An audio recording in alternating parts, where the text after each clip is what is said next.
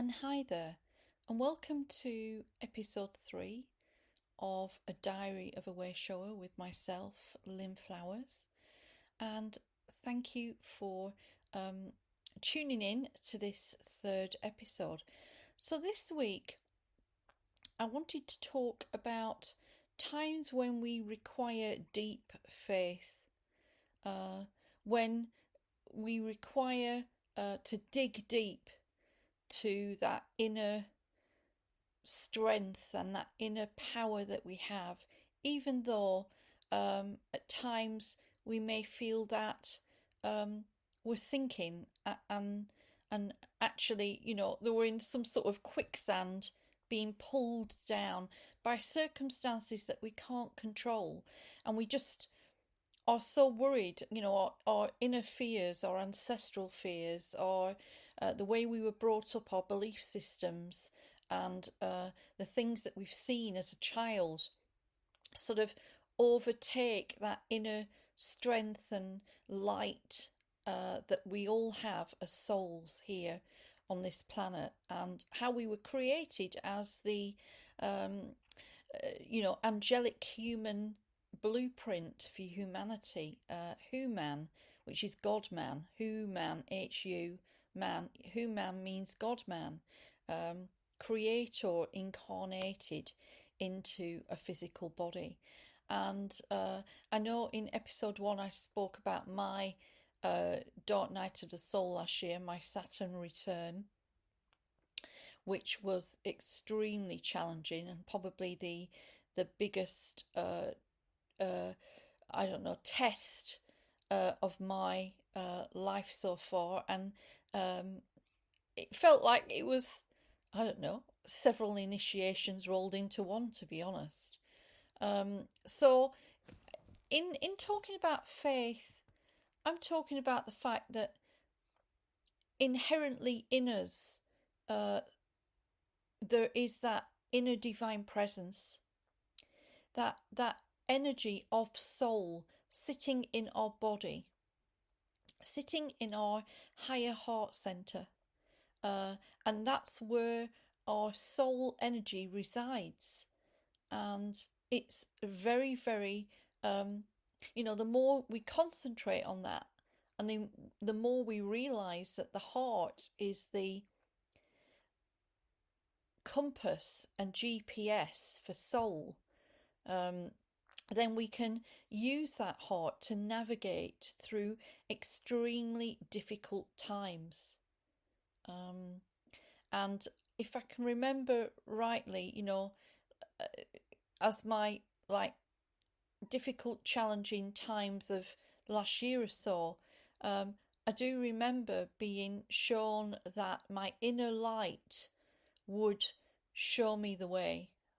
My own light within me would be a torch to use to walk through this tunnel, this black tunnel that I seemed to be in, or black cave, where I couldn't see where I was going to come out or what it was going to look like, where it was going to be.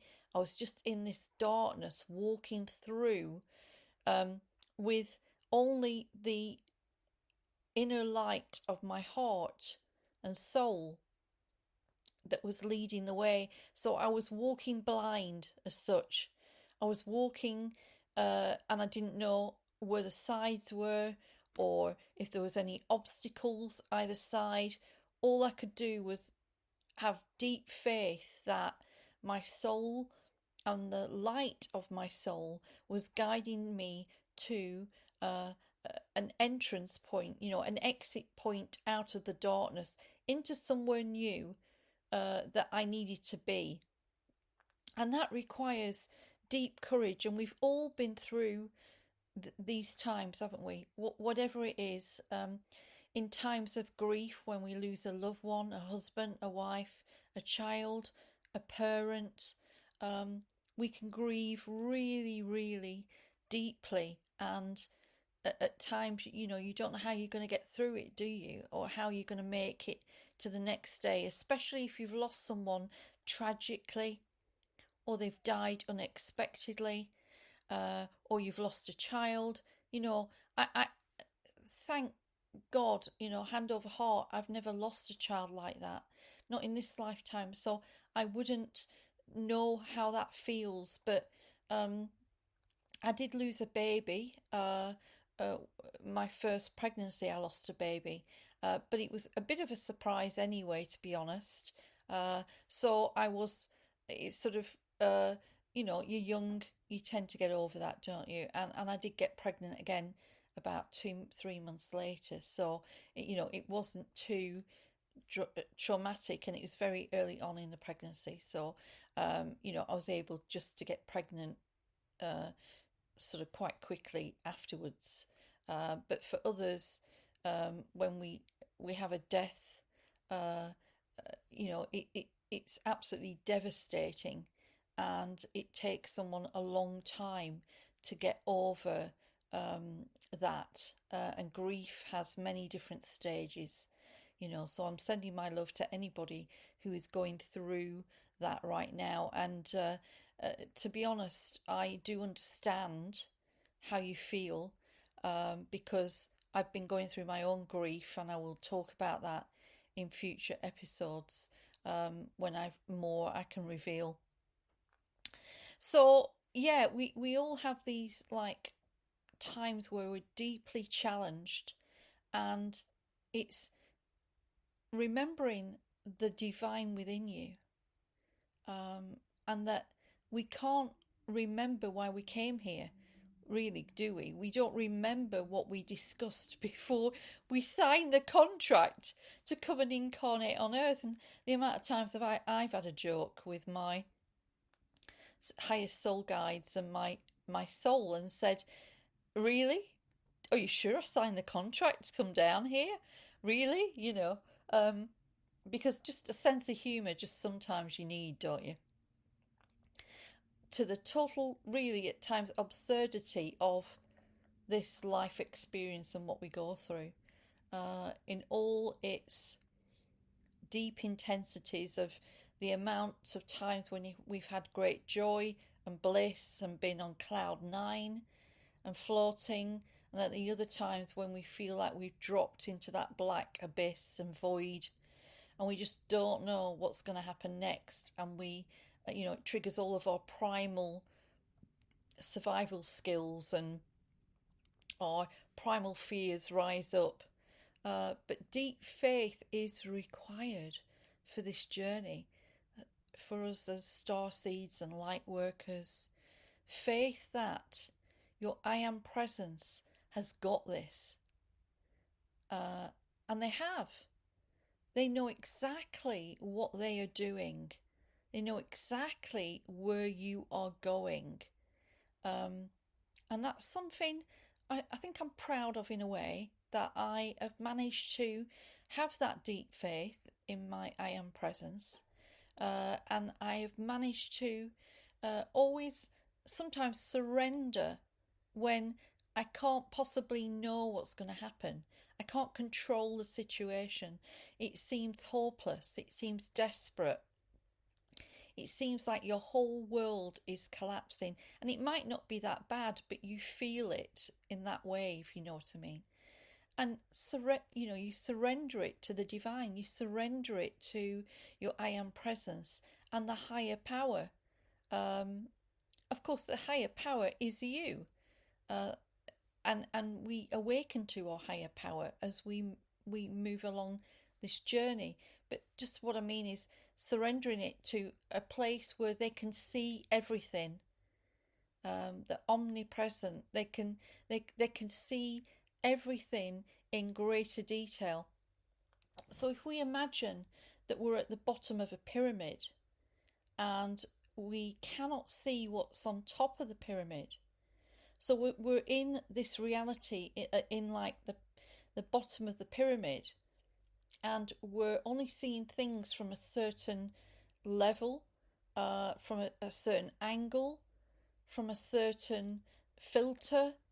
But if we were to be given the steps up to the top of the pyramid, and we were to look down at ourselves, at a situation or problem or situation we're in, and we were to look down from the top of the pyramid, we might discover that actually there were so many different solutions, but we just can't see that. And also, so many different aspects of the reality that you're in right now, but you can't see from someone else's perspective or from someone else's reality. And that is a hard one, isn't it, to get your head round? But that is living multidimensionally, when you can sort of allow yourself to make your own decisions about your life and to take the inner guidance, the inner knowing, and have deep, deep faith that the decision you're making or the action that you're taking or the bag you're packing to go somewhere, even though you don't know why, is the right thing to do, is the guided thing to do, and to take that leap of faith and to do it. And that is all about flow, isn't it? And synchronicity. Because the more that we listen to our inner knowing and that gut intuition and feeling, the more we get into flow and synchronicity. Because, you know, that morning that you wake up and you feel drawn that you've got to drive 100 miles to this place and you don't really want to go, but it's so strong and it keeps repeating that you just don't know how you can't do it, because it's just right there in between your eyes. So you decide, well, I'm not working today. Okay, let's get in the car and let's go. And that happened to me. That happened to me when I went to Glastonbury, and I was drawn to go. This was years ago when I'd just woken up and I didn't really know anything about Glastonbury at all. And I just had a repeating song in my head, Avalon by Roxy Music, and it wouldn't go away, and it went on for days. And and then a few other synchronicities came in, and before I knew it, you know, I woke up one morning and I just thought, this has got to be it. This has got to be today. I'm fed up of listening to this song, and like, I have to go. And luckily, my children were, I think, at school, or were away for the weekend, I think, with their dad, and I was on my own for the whole day. I decided to just get in the car and drive. So I got in the car and I drove to Glastonbury. It wasn't too far away from where I was living at the time. It was about 80 miles away, an hour and 45 probably, or an hour and 40. I was there. And I just had such a magical, magical time. That's synchronicity, isn't it? That's being in flow. That's being synchronistic. That's being, another term people say is in the vortex. Because you are just listening to that inner knowing, and it's telling you, go here. You need to go here. And we've all done it, haven't we? We've all been drawn to go somewhere, and we've met someone that maybe we knew before, but we needed to meet them again that day. Or you've gone somewhere and bumped into someone you haven't seen for years because you're meant to see them. We've all done it. And I think it's such an important thing to talk about for Starseed and light workers and Wayshowers, that we listen to our inner knowing, and we let the divine guide us to solutions and new opportunities and new spaces and places with listening to this inner knowing. And I have tried, in all the years I've been awake, I've tried to abide by that. I've tried to live my life to that. It's probably a little bit easier now with being by myself, that I can just take off. I can just go. If I feel I'm guided to go somewhere, I can just go. And knowing that there's a reason why I have to go, or there's a reason that I have to attend something or sign up for something, it just like, it becomes blatantly obvious to me that I have to do it. And that's another thing we have to talk about, is repeating guidance. And when you have repeating guidance, of course, your I am presence is saying to you, listen, take notice, look, take action, take action, take action. And sometimes, it depends on what it is that we're being told or shown. We might not want to take action if it's scary, or we think we're out of our comfort zone, or whether we're scared a bit of the outcome. I'll just tell you a little story, and this dates back to. I'm trying to remember when it dates back to 1997. So I was married to my first husband, and I was very unhappy. And I've been with him in total for about 12 years, but we've been married for about 5 years. And there was a lot of bullying and control, emotional abuse, and it was getting worse. And I was very unhappy, and my children were young, and that was the one thing that was worrying me. I had a son who was about 4 years old, 4.5 years old actually, probably, and I had a son who was only 2.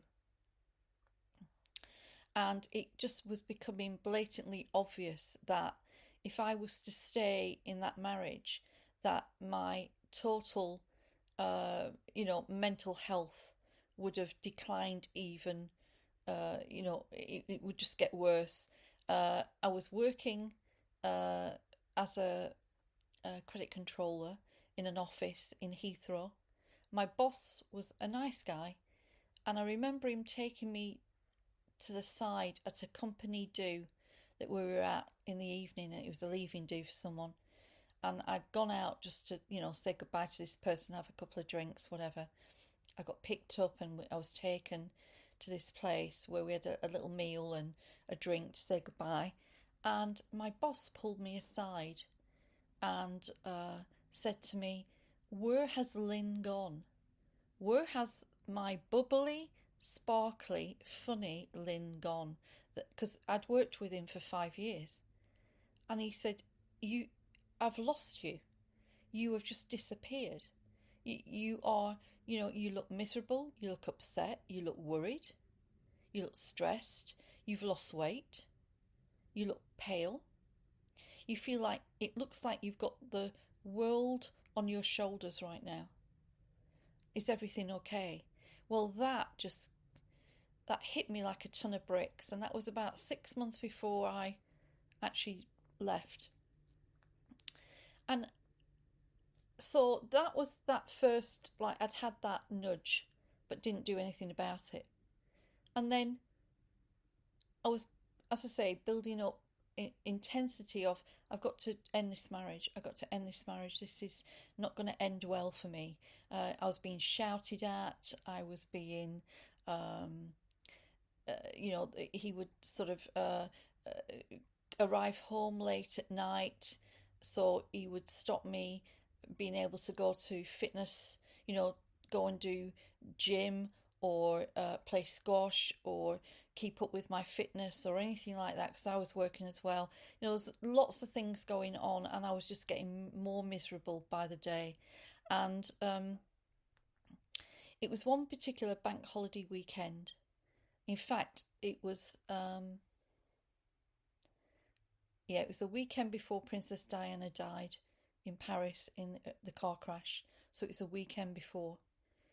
And I was, it was a Saturday night, and I had this on my mind all day. I've got to tell him, I've got to tell him, I've got to tell him.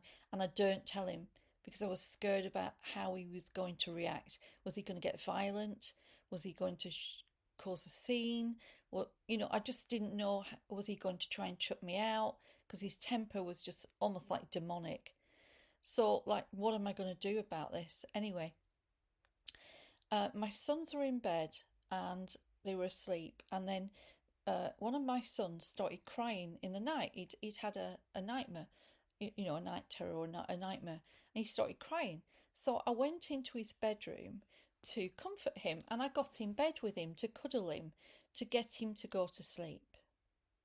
So as he's sleeping next to me and I'm looking down at him, I'm just thinking, oh no, what am I going to do?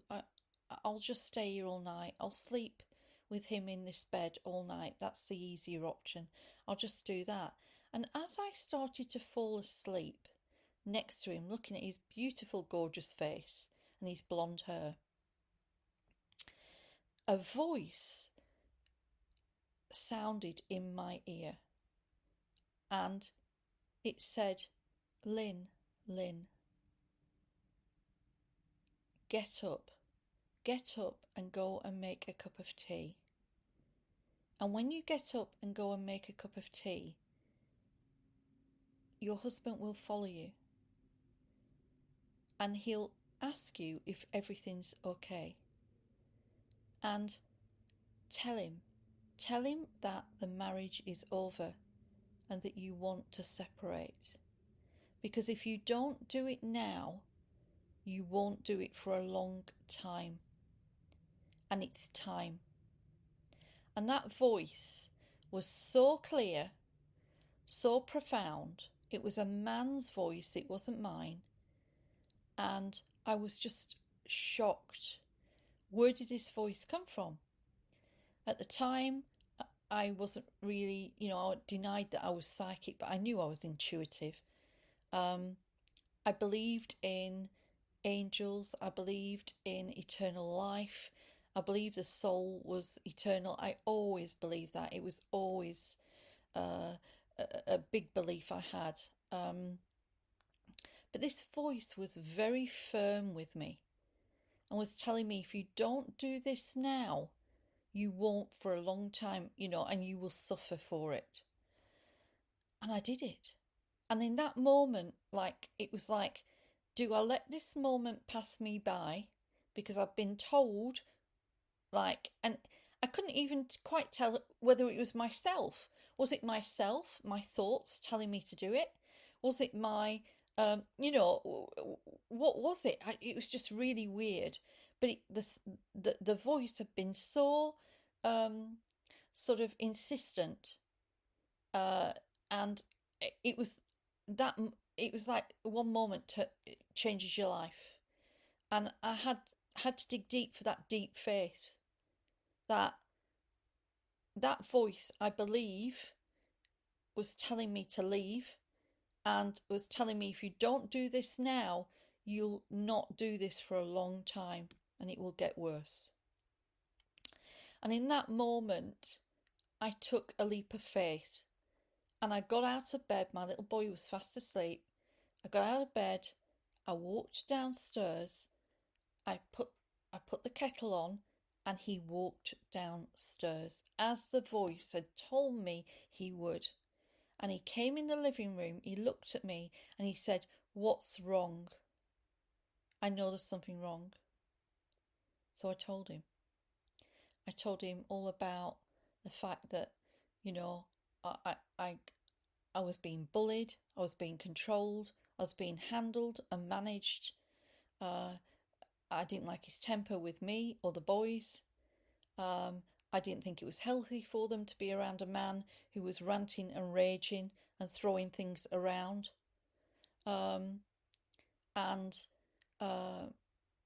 He just crumpled. He didn't get mad, actually. He crumpled. But I was really steadfast and strong in my conviction that voice, whatever it was, and I think it was really, I'm trying to remember, I think that I knew that was like more than myself, that it was almost like divine intervention or my guardian. I believe now that it was my guardian angel, and I believe my guardian angel spoke to me to encourage me to leave. And I'm so glad I did, because the deterioration of the behaviour of him after that became untenable, and I had a lucky escape, really. Even though the behaviour for the next 18 months till I could leave that property was pretty bad, and it got worse. It turned into physical abuse, a couple of times, which, you know, I was very lucky as well that that was witnessed by neighbours that were able to call for the police on my behalf. But at the time, there wasn't any proper laws on that, so they really weren't prepared to do much. I think at one stage he was arrested for a disturbance and for using threatening behaviour against me. But I was a bag of nerves, as you can imagine, and intimidation, and all of those things happened afterwards. Narcissistic abuse, and there you go. I went through the rung there. I was about 20. How old was I then? I was about 32, 31, 32 when that. No, I was 32, coming up to my 33rd birthday, which again, it's interesting that 33, I'm like separated and ended my marriage. And at 44, I woke up and actually started to all my channels. I woke up when I was 44, September 44. So it was like I was going through these gateways, which we do, the master numbers in numerology. That's all part of it. So it's really interesting that uh, was going on, and interesting that on my 55th, if I think about it, my 55th birthday or around there, that was when the abuse and my history of abuse was rising up to be examined and looked at in great detail. So all of these, so God knows what's going to happen when I'm 66. We'll see. I've got a while to go yet. So all of these, that required deep faith in me to be able to sort of dig deep and do the right thing. But I did it, and I do believe that was divine intervention. I do believe that was my guardian angel warning me and telling me to leave now, or not to leave, but to end the marriage, end it now. And I did. And a week later, it was very upsetting. I always remember this. Princess Diana died in that car crash. I think my mum and dad were staying with me at the time. They'd come down to help to look after the boys, as I was trying to get into work, and try and organise things a bit, after something like that happens. So that's a very sad time when she died as well. But it's all in that sort of week. It was quite crazy that she died. Literally 7 days after I had that incident with the guardian angel that, as I say, spoke to me, and I believed that, and even then, even though I'd not woken up, and it would take quite a bit longer, 12 years, 13 years before I properly woke up. I knew something had happened to help me there, and I held that in my heart, that something had assisted me. And it's times, isn't it, when people have listened to that voice in their head or that guardian angel that has guided them to avoid an accident or to drive a different route home, and they avoid an accident. So, I did, and I do believe in the voices that we get, and the urges and the inner knowings and the signs, and that we take action on those, because the universe is always wanting to help us. It's always wanting to guide us and steer us in the right direction, and there's no wrong direction. It's just a roundabout route, isn't it? Sometimes we make a decision and we think, I wish I'd not done that, but it's experience and wisdom banked, and very much sometimes we need to make that mistake to get it right on the second time, or to know what we don't want. I'm a great believer in that, and my faith has kept me alive. My faith has kept me going when I could have given up and been a survivor of satanic ritual abuse and demonic programming. Um, how many survive? How many commit suicide and give up? Uh, and there was no way I was going to do that. There was no way I was going to give them the satisfaction of ruining my life. Um, in fact, I came in knowing fully well what I was facing. That's what I believe. That's what my guidance has always been. I knew what I was coming into. I chose this family line. I chose this ancestral family. I knew what I needed to do before I came here, and I knew it would be hard, and I knew I would be hit hard. But if I couldn't have withstood it, or then I wouldn't, I thought, have chosen to do this in this way.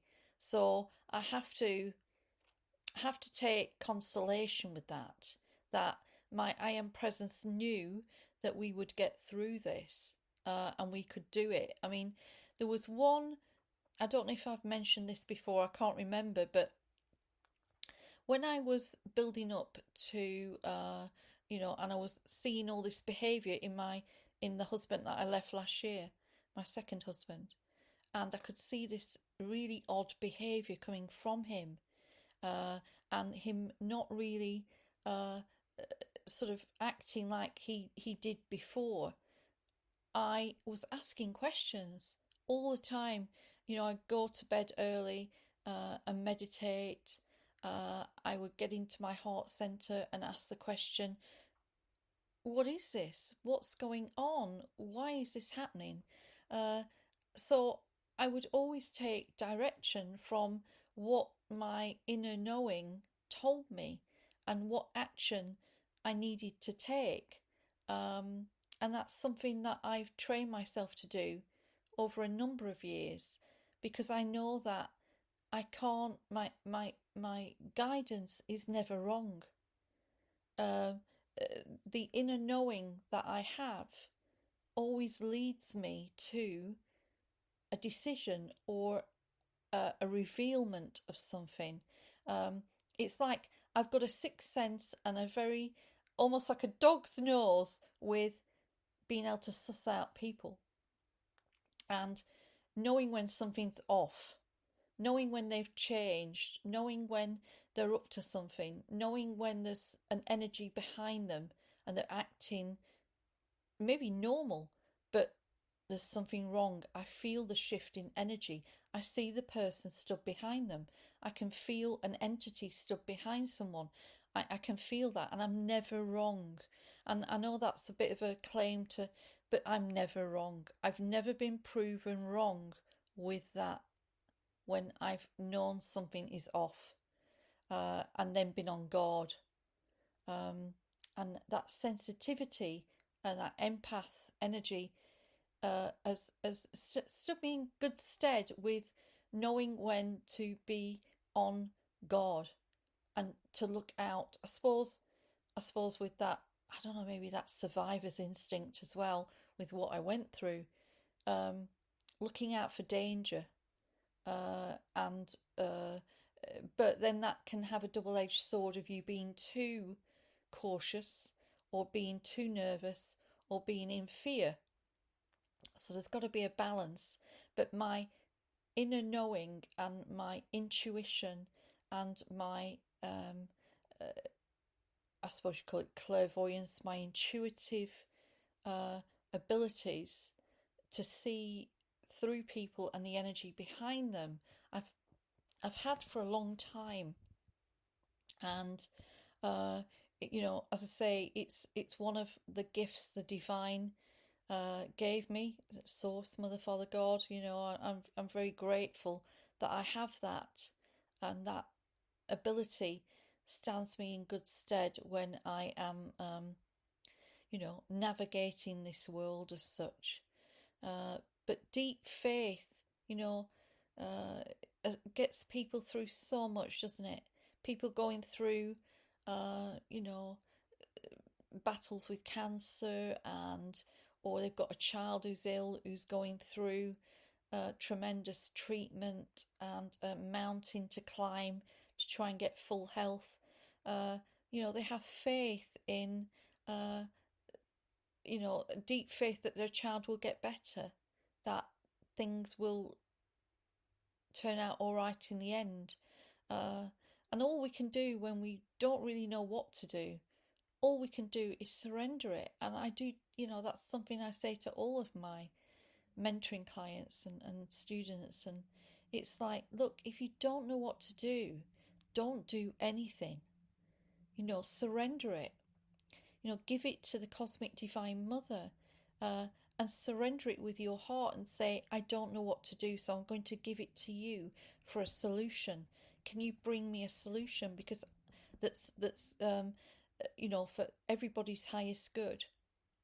And then at least you know that the divine is making arrangements. That's how I see it, that the divine is making arrangements, and it is working on your behalf, always on your behalf. I mean, I'm not saying, like at times I've been frustrated, I've shouted, I've ranted, and raved and stomped my feet because something hasn't gone the way I want it to, or I've asked for assistance and it doesn't seem to have come. Why is that? Like all of that stuff. We're having a human experience, and we're supposed to feel our emotions. But of course, it's about healing the emotional body, isn't it? So that we've got balanced emotions and we can control our emotions and see things from a clearer perspective. And that's another aspect, I suppose, from abuse, of the things that we have to sort of conquer, is that sort of a feeling where we make decisions that sometimes are not for our highest good because we are making them out of fear and panic. And that is something I've had to train myself out of, is making a decision. It's not coming from the heart, it's not coming from that balanced place, it's coming from a fearful place, but you don't even realize that it's a fearful place, but it is. And if you're not coming from a balanced viewpoint or a balanced energy, you can really sort of get yourself into a little bit of a panic, or be making decisions that are maybe need a little bit longer to be sat on, or are short-term fixes, but really you should be looking at the long-term solutions. And that's very much a knee-jerk reactions from survivors of abuse of any type. I mean, mine, what the background is with mine, and any survivors of abuse, we can't think from a stable place. If I was to express it or try and get you to understand what it feels like for those that haven't suffered from abuse, but I mean, most people on this planet have got some level of abuse, that has taken place. But for those that really don't understand what we mean by that, it's like you imagine like a jelly, a wobbly jelly, and like an abuse survivor has got their feet on top of the wobbly jelly, and they're wobbling about all the time, and they're waiting for the next attack.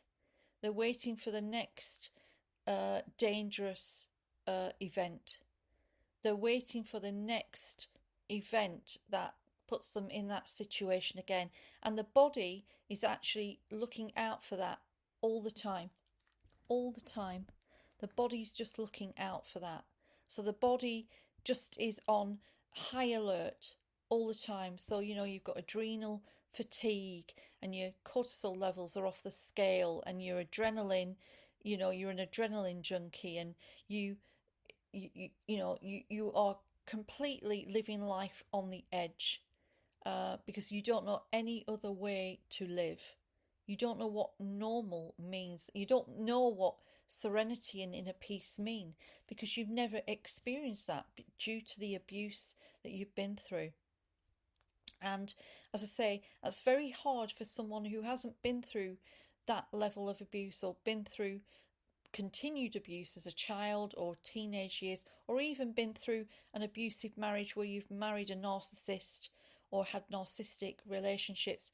You won't realise what level of damage that does to you on so many levels, and it not only affects you on an emotional level and a mental body level, a physical level, uh, also it's on a light body level. It damages your light body. Can you believe that? It damages everything. uh, and the energy of that abuse affects your soul on so many different levels, and that's what I teach, because I see it from that level, and that's what I was meant to, and I had to go through it. I evidently chose it to be able then to understand it and what it does, and then what can we do to solve it. um, and I'm still a work in progress, like anybody suffering from the after effects of abuse. I'm I'm still a work in progress, but I have a deeper sense now of peace and serenity. Uh, I've got a very like sort of stable inner core self now. I'm able to make wiser decisions, not to panic like I used to do before, or to get in that fear or flight. Um, and I've worked on the inner child. The inner child is so important in this, especially if you've been abused as a child. That inner child could be fragmented, and that inner child also, the imprint of the abuse from you as a child, it's almost like it's imprinted on the timelines, at the different ages of when the abuse took place, and those have to be healed, and those inner childs have to be called in and healed and reunified, and then they will feel safer. My inner child, it felt like she was on my back, and she had her hands around my neck, and she was screaming in my ear constantly. Uh, and In fact, I locked up my inner child. And when I actually started doing my work to heal my inner child, fragmented inner child, I found her behind a brick wall. Um, and it's probably one of the most powerful moments. I remember it so clearly, of finding her locked behind a brick wall. This is energetically and symbolically I'm talking about. And I had to take one brick out. I was given a golden hammer by my higher self. I hit the brick wall. One brick dropped out, and I put my eyes through, and I was scared stiff to look like, oh God, what am I going to see? I looked through the uh, the brick, and I could see a little girl, about 5 years old, uh, dirty hair, uh, ragbar clothes on, uh, her head in her head in her lap, holding herself really tight into a ball, uh, fetal position really, on the floor, and nothing in there, pitch dark. And I was given a torch, and it had angel wings. It had like an attachment on it that put angel wings out onto the wall if they shone it to the wall. And I was told to put that into the room. So I threw it into the room, and I just started talking to her and telling her I loved her, and that I was here for her. I'd come to rescue her. I wasn't leaving. I wasn't leaving till I got her. And she was just so scared of me. So scared. And I left her with the torch, and I was told to leave her 24 hours. And I came back the next day, and I looked through the brick, and she was shining the angel golden wings on the wall. and she was just playing with the torch all the time. And I then knocked more bricks out. I think I put some toys in for her. Not that she wanted them, she didn't. And I just kept talking to her over and over again. Uh, I know I've diversified really onto the inner child, but it's linked to that deep faith really, that anything can be healed, anything can be healed, anything can be sorted. And, that little girl needed that faith. She needed it. She needed me to have that faith to be able to heal her. And then the bricks sort of like fell down, and I was given the nod, step in. And I sat on the floor next to her. I didn't do anything, and I just started talking, over and over again. You can tell me what happened to you. It's okay. She was mute. She couldn't talk. She had lost her voice. And she was sort of just looking at me. And then we managed to actually start using the golden horned unicorns that came in to me, King and Queen of Unicorns actually at the time, Galbrothia and Galbrossa, and they came and started working with me and her. And by about 2 weeks, we had her in like this little pink nursery with a pink heart-shaped bed cover, and she was playing with unicorns and just lightening up and lightening up and lightening up. And that was sort of the start really of me pulling down the layers of the inner child fragmentation, which occurs, when you get sort of very severe abuse, and disassociation, where you disassociate and you forget your memories and you don't remember what happened. And I'm sure I'll talk about that in later episodes at some stage. But, if I can heal my inner child, and to the level and degree that she was, fragmented, then I know that there is hope for all of you out there. And there are so many different ways that you can do this. And there are so many amazing healers out there and new quantum healing methods to heal now and advance it and do it much quicker, so that you can end that internal suffering, and get back to wholeness and oneness. So I'm going to end it there now. I hope that this has helped you in some way. There is so many reasons to be grateful. I have so many beautiful reasons to be grateful, and I have got that deep faith that I've never lost. At times, I've done my hissy fits. I've stamped my feet.